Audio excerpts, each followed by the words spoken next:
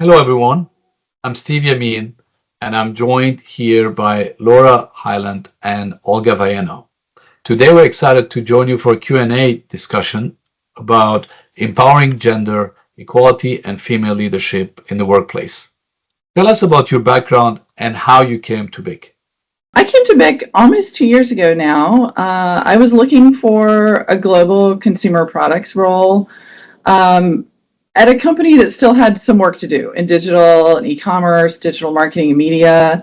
But I was also looking for a company that would also really value my experience and had also a really positive, supportive culture, especially for a diverse culture, and a company that had evidence, had women in leadership positions. And I could see that when I came here, and that was really important to me. And frankly, I was also looking for a leadership team and a leader that I would really felt like would be a champion of diversity. And I really found that in Chester Twigg, who I report to, who's the Chief Commercial Officer for BIC. So I'm really happy I came, and I think it's a great place to be a female leader, for sure. Great. How about you, Olga? So hi everyone, thank you for having me here. I'm Olga Vayena, and I've had several roles in BIC throughout the years. I'm in the area of quality and product safety and core technologies. I've been chief of staff for a few years for the group supply chain, and recently I was also appointed as the leader role of the BIC Violex site in Athens, Greece. And this journey started 8 years ago. And actually, when I had the interview for the job, I was 7 months pregnant. And despite that, the company at that time focused on the skills and the talent I could bring into the team, and they hired me. And I knew it right that moment that I was in the right company. I mean, BIC's commitment to diversity and gender equality and inclusion stood out to me. Great. Thank you, Olga. There's no secret that barriers and obstacles still exist for women in the corporate world. As leaders, what experience do you have in overcoming those challenges yourself and helping others to navigate? Sometimes it is, it's that finding that balance. And I think this is actually for anyone, no matter who you are, sort of finding that balance between being yourself and being really true to yourself, but also really being seen as a leader. And they're not always at odds, but it's sometimes about knowing your audience and developing that leadership presence that's important in those critical moments. The other piece too is, I've been lucky along the way, not only to have mentors, but I've had a couple of people that I would actually call sponsors. People who sort of reached down to me from up above and helped both challenge me and pull me up and help me navigate what sometimes is a tough thing to navigate for a young female leader earlier in her career. And in my case, both of those were men who I deeply respect and who really had a major impact on my career. And I so appreciate what they did for me. So those sponsors can come in all different forms and are certainly, I think, really important as you work to progress in your career. Exactly. Sponsorship, big time. Yeah. What about you, Olga? So similarly, I mean, the biggest challenge I also had was balancing between my personal milestones and advancing in my careers. And what made a significant difference to that was the fact that I chose to work for organizations that prioritize over the potential and the long-term growth of the professional. And apparently BIC was one of these companies that focus not on immediate situation, temporary situation, like pregnancy, for example, but on the potential and the talent that someone brings into a company. And in terms now of helping others, right, and what we do, I mean, I made my own priority to have inclusive behaviors and bring inclusive policies within my team. And I also mentor young professionals, men and women, helping them overcome their obstacles by focusing on their strength and building resilience. I really, I kind of look at one of my key roles as building self-confidence in those under me so that they have the confidence to push themselves farther to become that leader that they want to be. So that coaching and mentoring is so important, but it's really about building others up so that they feel that ability to move forward in their career. So anyway, I love that. Awesome. Love it too. We forget how much we inspire others too. Awesome. Thank you. What are the benefits of gender diversity and inclusivity in the workplace from both cultural perspective and business perspective? I mean, our consumers are really diverse, really understanding our markets. Our markets are diverse. The people that we're building products for are so diverse. And so, the simple answer is that understanding our consumers really also takes a diverse workforce. But it also the diversity of thought brings more solutions to problems and not just, more narrow solutions to problems that really can drive companies forward and help us differentiate ourselves. And, I think all the data out there shows that diversity does drive hard financial metrics. So it's really a no-brainer for any company, at least from my perspective. Gender diversity and inclusion bring like a range of benefits, and I'm gonna echo Laura here, right? I mean, it definitely leads to better financial performance, to better decision making.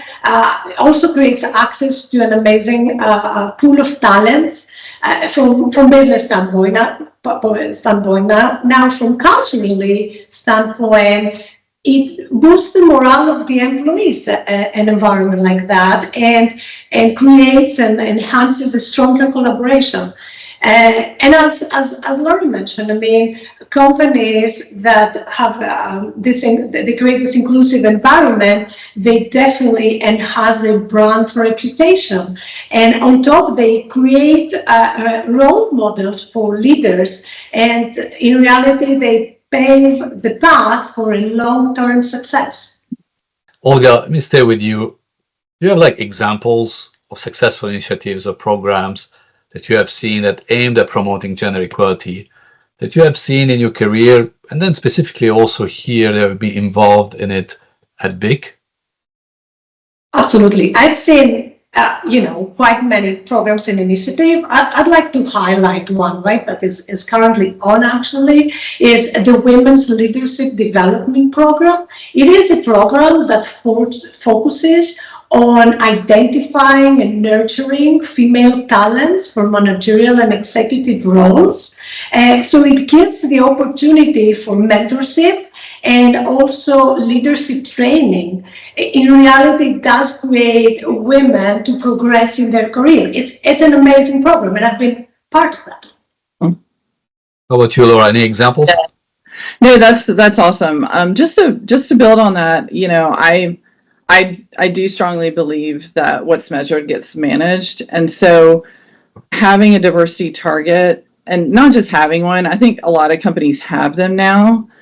BIC is really a place where it's actually on our commercial scorecard that we track and measure every single month. And it's actively spoken about by our leadership. So if we're falling behind, there's a lot of discussion about how are we going to meet it for this year. We have a target every year. We have a longer horizon target. And, this is really important.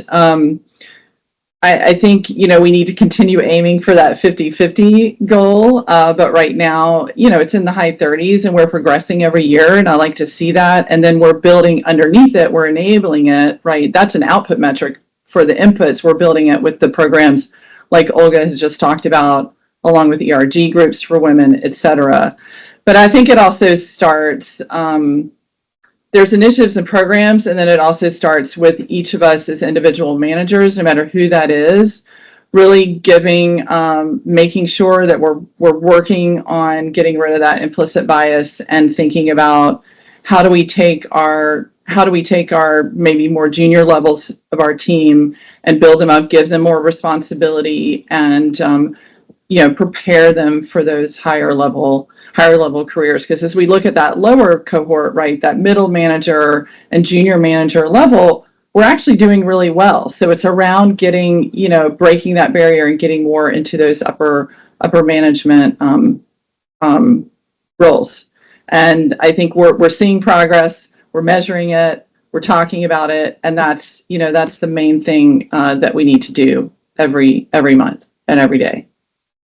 Love it. Measure, measure, measure. You cannot say better to a supply chain person. Awesome. So let's switch to diversity now. And what strategies you have seen or initiatives that you have seen recently that work well in fostering collaboration between diverse teams at BIC?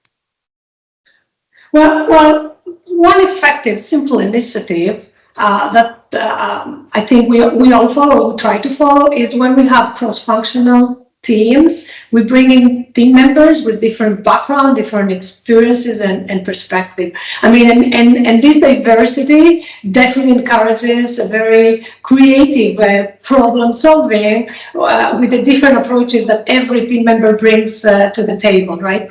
Another key strategy is to make noise about the diversity, right? And actually, I practice that regularly. I'll give you an example. I was recently invited to a manufacturing summit with an incredible pool of speakers, which I noticed to my surprise that all 25 of them were men.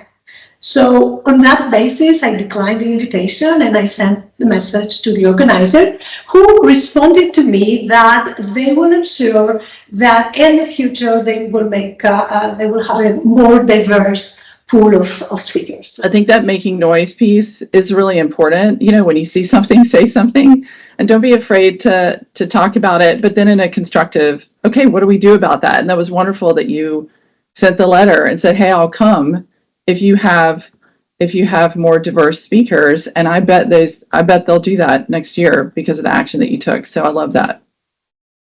That's great. I totally relate to that. To make some noise, love that.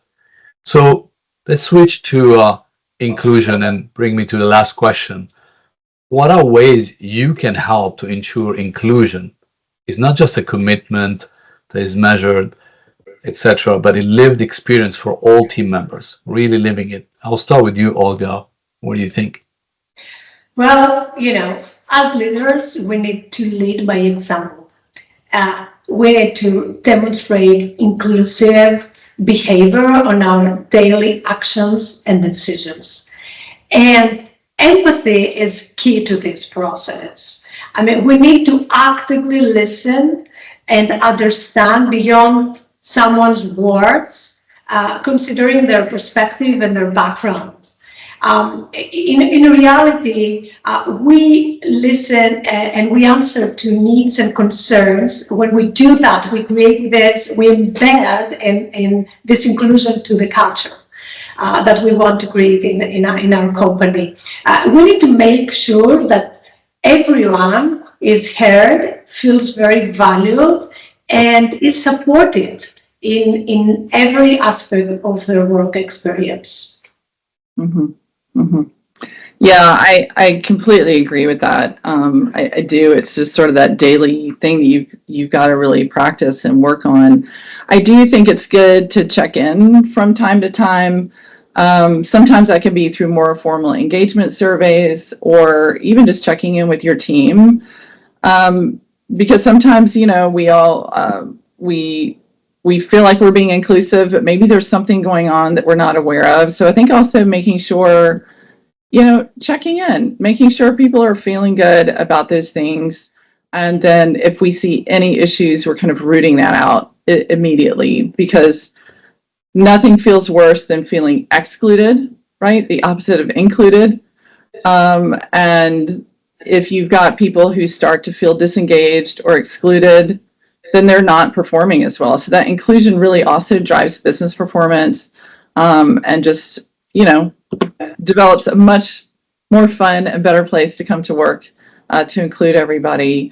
And also, the other piece too is I think it's important that we do build in some social aspects of our team, whether that's having meals together, doing some team building exercises to really get to know each other much better, because I think that just fosters inclusion as well. So anyway, I do believe, I think BIC is well on its way to becoming an incredibly inclusive place to work. I feel that every day, and I think we should be proud of where we are, but always keep pushing ourselves further, Steve. Hey, thank you so much, Laura and Olga. That was really good. I really enjoyed this conversation. Thank you all for listening, and make sure you tune in for our next discussion. I appreciate it. Bye.